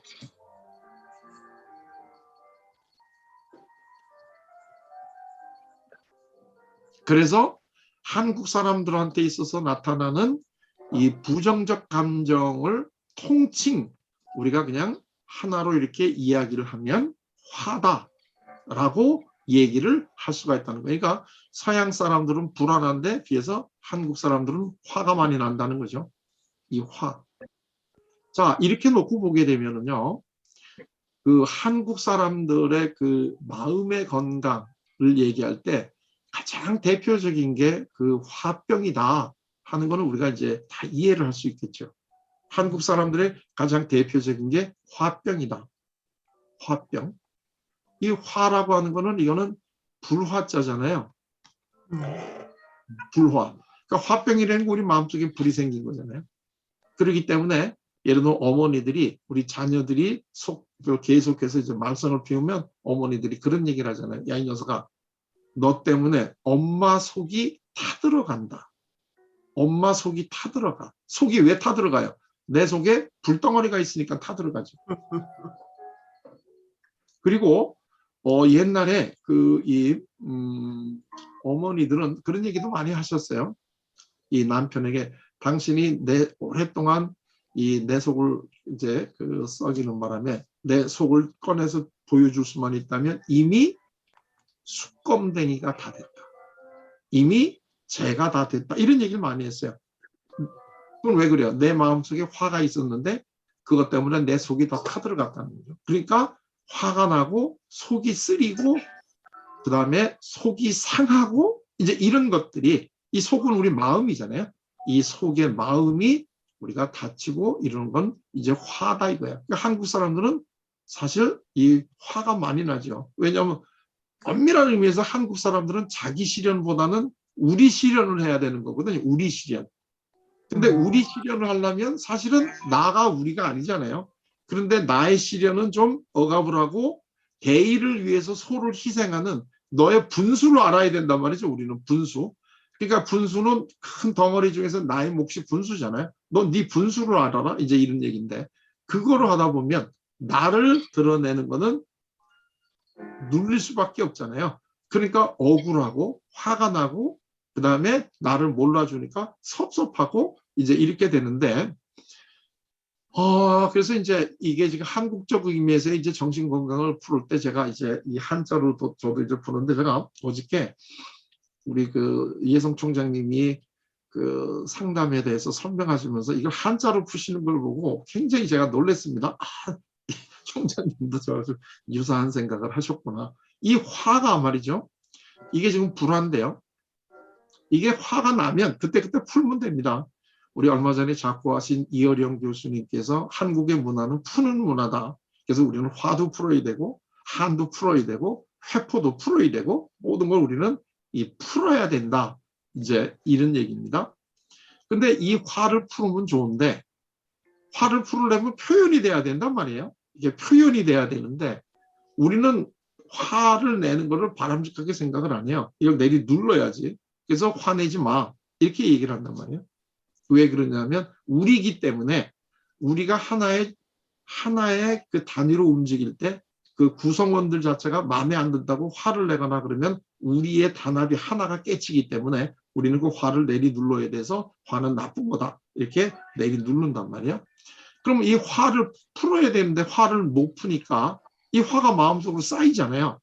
그럼 이제 여기 화가 이렇게 하나가 더 생기는데요. 이게 이제 우리 그 이혜성 선생님은 이걸 굉장히 재밌게 옆으로 푸셨더라고요. 그래서 이제 이 말씀 원자에다가 이 불화자를 이렇게 푸셨더라고요. 그러면서 이제 말을 따뜻하게 사랑의 마음으로 이제 이걸 하는 거다. 근데 역시 우리 굉장히 그런 자상하시고 마음이 따뜻하신 분의 이 거구나. 이제 이렇게 생각을 했는데 저는 이걸 조금 다르게 풉니다. 저는 이 불이 두 개가 이렇게 있으면 이거는 무슨 자냐면 불탈염자입니다. 불탈염자. 그러니까 이제 폭염이 내려쬐다 할 때 이게 이 두 개 있으면 이게 염자거든요. 이게 이제 폭염이 내려쬐다 그러는데 이렇게 되면 이거는 이제 화병에 걸려 있는 사람입니다. 화병에 걸려 있다는 거는 마음속에 보통 때도 계속해서 속이 타들어가는 병을 걸렸다. 이제 이런 얘기가 되는 거죠. 이 사람들이 이제 겉으로 드러나면 이게 폭력으로 드러납니다. 화병의 아주 대표적인 게 폭력인데요. 이게 이제 신체적인 폭력으로도 나타나고 언어 폭력으로도 나타나는데요. 이게 이제 폭력으로 나타나고요. 그런데 한국의 문화는 가족 중심이고 위계 문화이기 때문에 자기가 화가 났다고 화를 드러내지를 못하는 문화입니다. 그러니까 결국은 이거를 네가 화를 내지 말고 사귀어야 되는 이런 문화가 되잖아요. 그럼 이제 이렇게 되면 이걸 내가 속으로 이걸 사귀어야 되는데 이때 나타나는 증상이 대표적인 게 이제 우울이다 이거예요. 우울. 근데 한국 사람들은 이 위계 질서 속에서 내가 부당한 대우를 받았음에도 불구하고 내가 아랫사람이기 때문에 화를 못 낸다는 이런 느낌을 가질 때 특히 나타나는 게 억울하단 말이죠. 억울해. 그래서 단순하게 우리는 우울한 게 아니라 울화가 치미는 거예요. 울화가. 울화. 근데 이 우울이라고 하는 거는요. 이게 간단하게 얘기하면 너가 나를 화나게 했으니까 내가 너한테 화를 내야 되는데 너한테는 내가 못 내. 그러면 그걸 마음속으로 가지고 있으면서 내가 나한테 화를 내는 게 이게 우울한 겁니다. 내가 나한테 화를 내요. 왜냐하면 누구한테는 화를 내야지 풀리는데 너한테는 못 내. 그럼 내가 나한테 화를 내죠. 자, 근데요. 이게 여기까지는 그래도 괜찮습니다. 괜찮은데요. 이게요. 불화자가 3개 있는 자까지 있습니다. 이렇게 되면 이제 굉장히 곤란해지는 거죠. 이 한자는요. 이 같은 자가 이렇게 많아지면은 양이나 이 세기가 강해진다는 뜻도 있거든요. 이게 이제 나무 목자잖아요. 이게 수풀림자고 이게 이제 삼림인데 이번에 지금 우리 산이 많이 타잖아요. 그러니까 이거는 나무가 있다, 많다, 아주 많다 이런 뜻이거든요. 그래서 이제 영어식으로 하면 원급, 비교급, 최상급이 되는데요. 이게 이제 3글자가 되면 이거는 이제 불꽃 연자입니다. 아예 이제 불꽃 속에 들어가 있는 거거든요. 이렇게 되면 이제 이게 터져 나오죠. 그럼 여기서부터 이제 이 터져 나오면 이게 뭐가 되느냐면 이제 살인이 됩니다. 그 다음에 여기서부터 이게 이제 터져 나오면 이게 뭐가 되느냐면 자살이 됩니다. 한국 사람들이 자살이 굉장히 자살률이 높지 않아요? 이 한국 사람들 자살률이 높은 이유는 이 화를 제대로 풀지 못하고 이걸 쌓아두고 있다가 이게 이제 터지면 이게 이제 살인 아니면 자살로 가는 거거든요. 그래서 이제 제가 자살 예방협회 그 초대 이사를 했는데요. 이때 그 한국 사람들에게 자살을 막으려고 하면 이 화를 풀어야 된다. 이제 이런 얘기를 많이 했습니다. 자, 그런데 이거를 우리가 풀어야 되죠. 풀어야 되는데 그럼 이걸 어떻게 푸는 게 제일 바람직하냐? 여러분들은 이 화가 났을 때 이걸 어떻게 풉니까? 이 화를 우리가 풀어야 되는데 우리 조상들이 여러 가지 방법으로 화를 풀어보니까 그 중에서도 제일 바람직하게 화를 푸는 게 이걸로 푸는 게 제일 바람직하더라 이겁니다. 그래서 화를 말로 풀어라. 이게 이제 담이거든요. 화를 말로 푸는 거. 사실은요, 그 해자를 가만히 보게 되면 이 동양 사람이나 한국 사람들의 이 마음의 건강, 그리고 마음이 건강하지 못하게 되는 이유, 그 건강을 어떻게 풀어야 되는가 하는 우리 조상들의 지혜가 요 담자에 이게 다 들어가 있습니다. 그리고 근데 이게 이제 그래서 우리 속상한 사람들은 혼자서 중얼중얼하지 않습니까? 이 다른 사람하고 이 얘기할 수 없으면 혼자서 중얼중얼하고 차라리 벽 보고 얘기하고 이제 이런 분들이죠. 요즘에는 많이 없어졌는데 옛날에 저희 어렸을 때는 특히 여성들이 이렇게 머리 이렇게 산발하고 혼자서 중얼중얼 하시는 여성들이 가끔가다 동네를 방문했던 이런 적이 있습니다. 그걸 보고 우리가 이제 실성했다. 뭐 이제 이렇게도 보통 얘기하잖아요. 혼자서 중얼중얼하는. 왜? 혼자서라도 중얼중얼해야 돼요. 제가요, 한 번은 이 동네에 그 실성한 여성분이 오면 동네 꼬마들이 그렇지 않아도 심심하다가 잘 됐다 그래가지고 돌 던지고 내쫓거든요. 그러면 그 어른이 동네 꼬마들한테 한마디도 못하고 그냥 피해가지고 다른 동네로 또 가고 막 이러는 참 그 안타까운 일이 있었어요. 제가 지금 생각하면 그분들한테 굉장히 미안해요. 제가 제일 앞에서 이제 우리 동네 꼬마들을 이끌고 이제 돌 던지고 그랬거든요. 그러다가 어느 날 이제 그런 일을 하고 난 다음에 의기양양하고 배도 고파서 집에를 왔는데 어머니한테 이제 저녁을 달라고 어머니한테 이제 그 부엌으로 들어갔어요. 근데 제가 깜짝 놀랐어요. 어머니가 부엌에서 저녁 준비를 하시면서 혼자서 중얼중얼하고 계신 거예요. 제가 그런 여성을 지금 다른 동네로 쫓고 왔는데 그래서 제가 너무나 놀라가지고요. 저희 어머니한테 뒤에 가서 이렇게 어머니를 흔들면서 엄마 미쳤어? 왜 혼자서 중얼중얼해? 하고 제가 엄마한테 놀라서 여쭤봤어요. 그때 저희 어머니가 저한테 하신 말씀이 지금 생각해보니까 제 장래에 제 커리어를 결정을 했어요. 그때 어머니가 저한테 뭐라고 얘기하셨느냐 하면 내가 안 미치려고 이러지. 내가 안 미치려고 이러지. 그래서 아하, 사람이 이야기를 못하는 게 미치는 거구나. 그래서 혼자서 중얼중얼하고 다니는구나. 이제 이런 생각을 했단 말이에요. 그러니까 혼자서 얘기하면 안 되잖아요. 그래서 이제 앞에다가 하나를 더 붙여주는데 그게 이렇게 이런 자가 이제 하나 더 붙지 않습니까? 상담. 이게 이제 이 서로 상자인데 이거 저는 이 상자의 이 깊은 뜻을 몰랐다가 제가 어저께 이걸 아주 정말 무릎을 탁 쳤습니다. 이게 우리 이혜성 총장님이 하고 이게 나무 목자, 눈 목자인데요. 이 그 나무의 성장을 관심을 가지고 지켜본다라고 하는 뜻이 여기 있답니다. 그래서 야, 그렇구나. 상담이라는 게 이게 서로 상자인데 서로 이 나무를 심어 놓고 관심 있게 지켜보듯이 사람의 마음속에 있는 화를 이거를 찾아서 말로 풀어주는 거. 이거구나. 그래서 이게 한국에는 이게 상담이구나 하는 이제 이런 생각을 제가 했습니다. 근데 왜 그러면 우리가 상담을 일상화해야 되느냐 이런 얘기인데요. 상담이라는 게 만약에 서로 상대방의 마음속에 있는 화를 말로 풀어주는 거라고 한다면 사실은 우리가 일상적으로 살아가는 모든 사람들이 자기가 의식을 해서 그렇지, 의식을 하지 못해서 그렇지, 다들 누군가에게 상담해주고 있지 않습니까? 그러니까 예를 들면 우리 가족은 말할 것도 없고 우리 그 아는 사람이 지금 화가 나 있습니다. 그 화가 났을 때 그 사람에게 말을 해주면서 대화를 통해서 화를 풀어주려고 하는 노력을 우리 모두가 하고 있지 않습니까? 그렇죠. 그러니까 무슨 상담을 우리가 일상화하자, 생활화하자라는 게 구호로 지금 얘기하는 게 너무나 늦은 거에 불과하지 이미 우리는 다 하고 있는 거예요.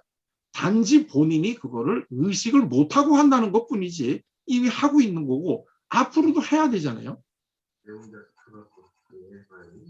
그렇기 때문에 이미 이 상담이라고 하는 거는 우리들의 삶의 아주 중요한 부분으로 일상화가 되어 있는 활동이다. 이미 우리가 그거를 의식을 못하고 있기 때문에 그런 거일 뿐이었다.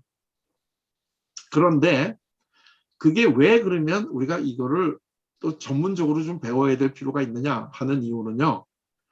이게요. 다른 사람의 마음속에 있는 화를 풀어준다고 이야기를 하다가 화가 더 나는 경우가 왕왕 있습니다.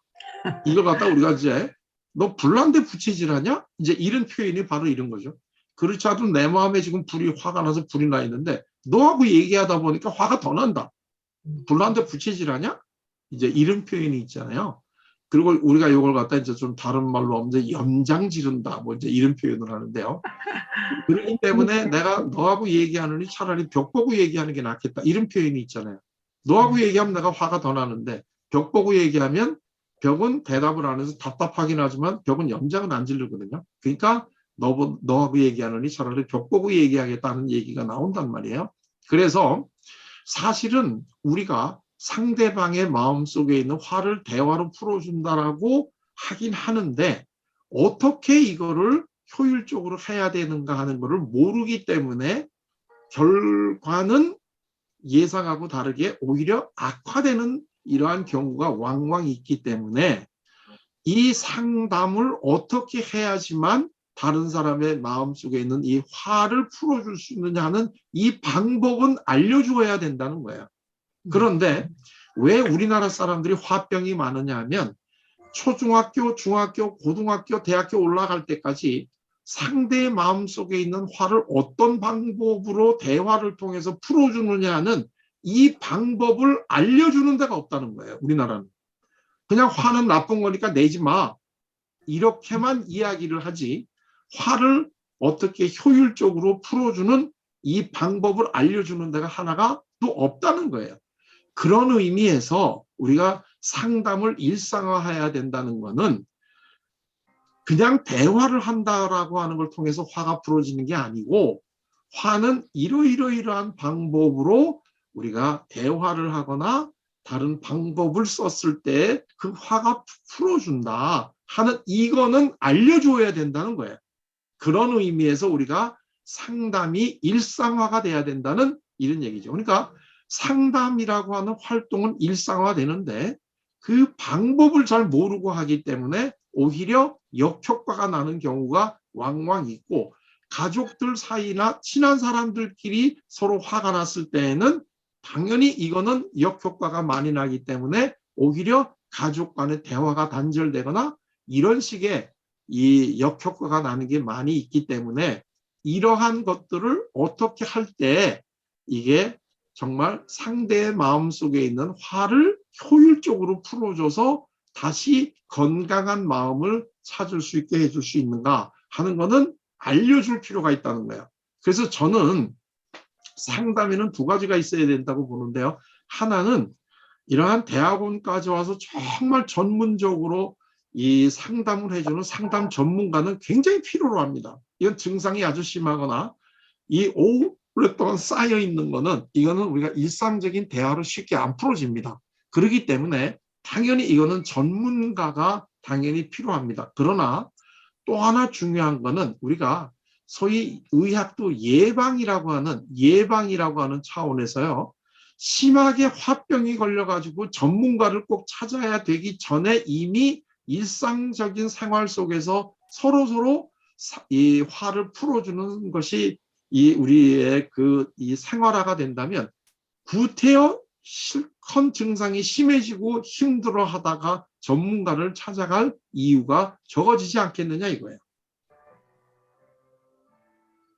그런 의미에서 예방이라고 하는 이 차원에서도 상담이 좀 일상화돼야 된다. 그리고 이 상담이 뭔가 하는 것을 일반 사람들이 굉장히 쉽게 그리고 이거를 이해할 뿐만 아니라 이거를 이 훈련을 받아서 일상적인 생활 속에서 두 사람이 만나면 자연히 상담이 이루어질 수 있게 이제 이렇게 돼야 되는데요. 사실 이게 우리나라에서는 전통적으로 너무나 화가 많이 나면 전문가를 찾아갔습니다. 근데 이제 이 전문가가 누구였습니까? 우리나라에서 남자를 대상으로 해서 전문적으로 상담해 준 사람이 누군가요? 이 사람들이 이제 기생입니다. 기생. 그래서 이제 이 기생이 이게 한자로는 기생을 뭐라고 우리가 별명을 부르냐면 해어화라고 부릅니다. 기생을. 그래. 기생이 어떤 거냐면 이건 말이잖아요. 말을 이해하는 꽃입니다. 기생이. 그래서 이 우리 한국 남자들이 술을 많이 먹지 않습니까? 이 알코올 소비량이 굉장히 높은데 한국 사람들이 남자가 술 많이 먹는 이유가 뭡니까? 속상하고 화가 났던 거를 술집에 가서 술 먹으면서 풀어대지 않습니까? 이 여성을 대상으로 해서 전문적으로 이 상담해 준 사람들은 누굽니까? 예, 이 사람들은 이제 점쟁이죠. 그리고 일상적으로 여성들이 자기 건강을 지키기 위해서 일상적으로 활동을 했던 건 우리가 소위 수다라고 부르는 거고요. 그래서 이제 저는 우습게 얘기하면서 이제 이런 얘기를 많이 하는데요. 한국 남자들의 정신건강은 소주가 지켜주고 한국 여성들의 정신건강은 수다가 지켜준다. 뭐 이제 이런 얘기를 하는데요. 이게 이제 일상적으로 이렇게 한다는 얘기고 이거는 이제 그냥 그 원인까지는 제거를 못 하잖아요. 그렇기 때문에 이 전문적으로 원인까지 제거해주는 전문 상담자는 당연히 필요합니다. 그리고 이거를 전문적으로 잘 배우고 훈련해서 정말 좋은 이런 상담자가 많이 나와야 되는 건 지극히 당연한 일입니다. 그러나 우리나라 사람들은 이 상담을 받는다거나 이런 거에 대해서 굉장히 두려워하거나 꺼려합니다. 그렇기 때문에 이걸 굉장히 가문의 수치로 생각을 하고 이걸 꽁꽁 숨기고 있다가 아주 증세가 심각해졌을 때야 이제 이 전문가를 찾잖아요.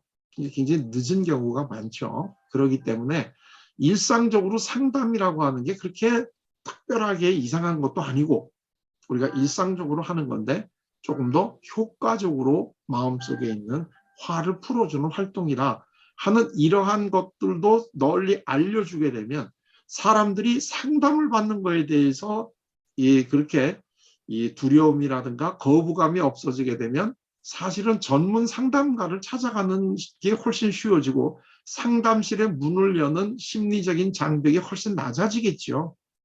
그렇기 때문에 상담이 일상화가 되면 오히려 이거는 전문 상담가가 훨씬 더 필요로 하고 이 말이라고 하는 이것이 사실 이게 그 구태 우리가 대화뿐만 아니라 이것이 정말 우리가 문학이라든가 또는 글쓰기를 통해서라든가 여러 가지로 이거를 할 수 있는 이러한 것들을 우리가 조금 더 널리 알리게 되면 사람들이 각자 자기가 편한 걸로 상대를 만나서 대화를 한다거나 아니면 글쓰기를 한다는 것도 내가 나를 객관화시켜가지고 대상으로 나를 객관화시키는 훈련을 할 수 있으면 이것도 좋은 화풀이의 대상이 되니까 이런 식의 방법이 사실은 이게 다양한 인문적인 상담이라고도 한번 부를 수 있지 않을까 하는 이런 저는 이제 그 짧은 생각을 제가 해봤는데요. 그러니까 이런 것들이 앞으로 저는 우리 그 한국상담대학원대학교를 중심으로 정말 한국 사회에 꼭 필요로 한 이러한 상담이 앞으로도 계속 이루어지기를 바란다 하는 이런 말씀을 드립니다. 그리고 이 부족한 제 이야기를 이거를 이제 마치도록 하겠는데요. 혹시 뭐 제가 한 얘기 중에 말이 안 된다든가 아니면 생각이 다르신 게 있으신 거를 질문을 해주시면 제가 아는 만큼 그냥 대답을 해드리도록 하겠습니다.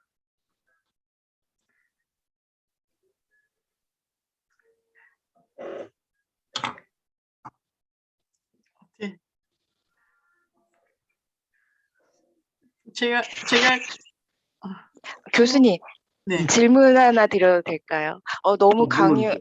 너무 강의 정말 재밌고 너무 재밌게 고 들었었고요. 근데 저희가 요즘 가지고 있는 고민 중 하나이기도 한데, 그러니까 예. 동양과 한국에 갖고 있는 우리라는 그런 문제가, 우리라는 정서가 사실 세대 갈등에도 약간 문제를 가지고 오는 게 아닌가 싶거든요. 그러니까 좀 예. 젊은 세대나, 그러니까 그 우리라는 그 컨셉도 저희 부모님 세대랑 또 저희 세대, 그리고 저희 아이들 세대랑 또 약간 또 달라지고 있다는 생각이 들어서 그거를 또 어떻게 현명하게 대처를 해야 되는가, 거기에 대한 고민을 제가 요즘 많이 하고 있는데, 네. 일례로 옛날에는 저희 세대만 해도, 제가 지금 40대인데 우리 엄마, 뭐 우리 집 이런 게 굉장히 보편화되어 있는 현상이긴 한데, 우리 아이들 세대만 가도 이제 애가 내 엄마, 내 집 이렇게 표현하는 아이들이 굉장히 많더라고요. 음흠. 초등학생, 뭐 제가 그래서 저희 아이만 그런가라고 이렇게 생각을 해봤었는데, 제가 또 주의 깊게 들어보니까 많은 아이들이 내 집 가자, 내 엄마한테 허락받고 얘기할게, 그렇게 말을 하는 것을 보면서, 이게 또 이게 세대 차인가, 생각하는 것이 또 이렇게 달라지고 있는 건가라고 생각이 들고, 또 저희 부모님들과 저의 세대만 해도 이렇게 대화하는 게, 이 집안의 문제가 우리 문제가 됐는데, 이제 자식들이 볼 때는, 그러니까 부모님에게는 우리의 문제인데, 이제 우리 자식 세대에서는 그게 왜 우리의 문제인가, 약간 그렇게 음. 되는 거. 그래서 그게 또 결과적으로 세대 갈등에 또 이게 야기시키는 게 아닌가. 그래서 음흠. 조금 더 현명한 세대 갈등을 해결할 수 있는 지혜가 무엇일지 음흠. 음흠. 그런 고민을 하고 있는데, 교수님 해안이 있을까 싶습니다. 회한이 제가 있을 리가 있나요? 저도 우리 집에서 지금 그 선거 끝나고 난 다음에 우리 자녀들하고 이 서로 안 맞아가지고 며칠 동안 지금 전화 안 하는 놈도 있는데 그게요, 그게. 자, 근데요, 그냥 제가 생각하는 대로 얘기를 한다면, 첫째로는 우리 문화는 변하잖아요, 그죠? 그래서 우리가 지금 전통 문화라고 얘기했던 것도 많은 부분이 변하고 있는 것은 사실이니까, 아마 요새 젊은 애들이 좀 부모 세대하고는 다른 점이 있을 거예요. 그런데 또 한편에 이런 것도 있어요. 제가 우리 그 자녀를 이렇게 보니까 이놈들이 자기네들이 편리한 거는 나는 아버지하고 달라요. 이렇게 그 서구적인 얘기하다가 이것들이 장가 가고 나니까 뭐 아버지가 집 좀 안 해주세요. 뭐 이딴 얘기하는 거 보니까 이 새끼들이 아직까지도 자기들한테 필요하고 이렇게 돈 들어가는 거는 전통을 따르고, 지네들이 편한 거는 이거는 이제 지네들이 하려고 하고, 이렇게 굉장히 혼란스럽구나 하는 이제 이런 생각을 제가 했어요. 그러니까 요새 젊은 아들하고 같이 이렇게 보다 보면 우리가 서 이렇게 표층 문화라고 그럴까요? 이렇게 겉에 있는 문화는 많이 변하는 것 같은데, 이 심층적으로 들어가게 되면 얘네들이 아직까지도 전통 문화를 그대로 따르는 이런 면이 있는데, 이제 나이가 많은 분들은 표층 문화나 심층 문화가 일관된데, 요즘의 젊은 애들은 표층 문화하고 심층 문화가 자체가 지네들 마음속에서도 이게 갈등을 하기 때문에 얘들 사는 게 굉장히 어렵다, 이런 생각을 하나 하고요. 그 다음에 이제 또 하나는 갈등이 있다라는데요. 저는 이렇게 생각을 합니다. 이 심리학이 지금까지 이 서구 심리학이 가지고 있었던 오해 중에 하나가, 서구는 이분법이잖아요. 2도 5하니까 둘 중에 하나를 해야 되고, 이제 그 둘 중에 하나를 이분법으로 나니까 갈등이 있잖아요. 그런데요, 그래서 이제 그러다 보니까 갈등은 나쁜 거다, 뭐 이제 이렇게 되는 건데, 사실 저는 갈등이 나쁜 거라고 생각을 안 해요. 갈등이라고 하는 거는 그거는 앞으로 더 나아가기 위한 에너지 소스가 갈등이다. 이제 이렇게 생각을 하는데 갈등이 없으면 더 앞으로 나가는 발전이나 변화도 없지 않겠습니까? 그러니까 이제는 우리가 갈등을 좀 더 긍정적으로 바라봐야 되고 그 갈등을 앞으로 더 나아가는 원동력으로 삼는 이 지혜를 가리키는 게 저는 훨씬 더 중요하다고 생각을 해요. 그래서 갈등을 너무 그렇게 갈등이 있다는 사실을 부정적으로는 안 보는 게 좋을 것 같은 생각이 들고요. 그 갈등을 잘만 해결을 하게 되면 오히려 앞으로 나가는 이 그 에너지가 될 수 있다는 거고 또 하나가 제가 이 상담을 이렇게 해보면서요. 굉장히 좋은 거는 뭐냐면 이 사람이 왜 화가 났는지 그 원인보다도 일단 화가 났으면 그 화를 풀어주는 과정을 통해서 자기가 왜 화가 났는지 원인은 잘 알아서 찾아가더라고요. 제가 구태여 그 화가 나는 원인을 찾아가지고 그거를 없애준다라고 하는 것보다도 화가 난 마음을 잘 이해해줘가지고 그 화를 풀고 본인이 훨씬 더 합리적이고 이성적으로 생각할 수 있는 마음의 상태를 만들어주게 되면 내가 왜 지금 화가 나 있고 뭐가 문제 있는가를 본인들이 찾아가더라고요. 그거를 하는 경우에. 그래서 오히려 상담자가 앞서서 너는 이런 게 문제야. 이런 거 이렇게 해결하자. 이렇게 얘기를 하는 것보다 오히려 그 마음속에 있는 화를 정말 우리가 공감이나 이런 걸 잘 해가지고 그 받아주기만 하면 이게 화가 풀어지더라. 이제 이런 얘기입니다. 아마 제가 이런 생각을 하게 된 거는 저한테 영향을 굉장히 많이 준 칼 로저스라고 하는 이러한 그 인본주의 그 상담자의 영향을 많이 받았고요. 칼 로저스라고 하는 사람의 이 이론의 철학적 바탕은 그 마틴 부버라고 하는 분의 이제 또 너와 나의 사상이 뭐 이제 이렇게 우리가 나가지 않습니까? 그런데 그리고 더더군다나 이 칼 로저스라고 하는 사람은 아주 그 신실한 기독교 집안에서 자라났기 때문에 목사님이 되기 위해서 뉴욕에 있는 유명한 유니온 신학대학교를 다니다가 이 2년을 다니고 나는 신학보다는 심리학이 더 나한테는 맞는다라는 느낌을 가지고 그 길 건너서 이제 콜롬비아 대학에 오셔가지고 이제 그 상담을 공부하신 분이잖아요. 그러니까 이 칼 로저스의 이론이 사실은 이 그 철학과 신학을 이해하지 못하면 사실은 칼 로저스의 이 내담자 중심 상담이라든가 이런 것들이 굉장히 표피적으로밖에는 이해가 안 돼요. 그래서 이제 이 상담의 그 이론들을 잘 이해하려면 정말로 인문학적인 이 바탕이 있어야 좋은 상담자가 된다 하는 거에 대해서 저는 우리 총장님하고 100% 제가 그 공감을 하고요. 제가 우리나라 상담 대학원 교육에서 제일 안타까운 게 크게 두 가지가 있는데 하나는 직접 상담을 해보는 경험을 너무 적게 가지고 맨 이론만 배우고 시험으로 자격증 딴다는 게 하나고 또 하나는 상담 이론이 나오게 된 그 깊은 그 배경이 되는 철학적인 또는 종교적인 이러한 깊은 인문학적인 이 소양이 없기 때문에 상담자 자신이 인간에 대한 이해가 참 깊지 못하다 하는 게 제가 굉장히 안타까운 일인데요. 그게 이제 우리 지금 여러분들은 다행히 그러한 것들을 다 같이 갖추는 교육을 했다 하고 있기 때문에 사실 저는 굉장히 행복하신 분들이다. 이제 이런 생각이에요. 교수님 오늘 2시간 가까이 많은 통찰 주시고 또 상담의 일상화 또 인문 상담에 대해서 아주 밝은 해안을 열어주시는 열정적인 강의 너무 감사드립니다. 교수님 그리고 또 오늘 함께 해주신 모든 분들 우리 몸과 마음의 건강 잘 돌보시고요. 또 일상 속에서 화를 잘 푸시고 또 서로의 화를 잘 풀어가면서 포근한 봄 보내셨으면 좋겠습니다.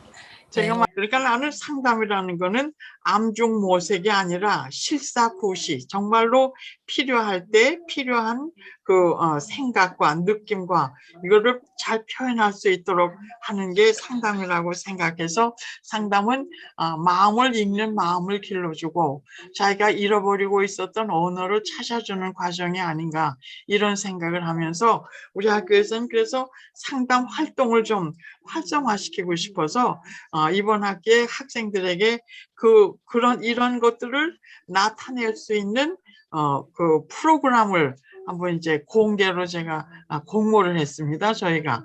그래서 상담 활동을 통해서 어떻게 자기와 남을 이해하고 표현할 수 있는가. 그래서 이제 그런 식으로 학교 그 상담 교육을 조금 이제 실습과 이론을 이렇게 컴바인하는 그런 걸 하려고 합니다. 근데 이제 그 밑바탕이 되는 이론적이고 또 문화적이고 심리적인 그런 그 바탕을 선생님께서 오늘 잘 이렇게 깔아주셔서 제가 얼마나 용기를 얻었는지 모르겠습니다. 선생님 바쁘시지 고맙습니다. 않다면은 앞으로도 저희가 자주 모실 때 오셔서 좋은 강의해 주셨으면 참 감사하겠다는 부탁을 아울러 드리고 다시 한번 정말 감사의 말씀을 드립니다. 감사합니다, 선생님. 네. 아유, 고맙습니다. 이렇게 귀한 자리에 불러주셔가지고 죄송하기도 하고요. 네. 감사합니다. 네. 감사합니다.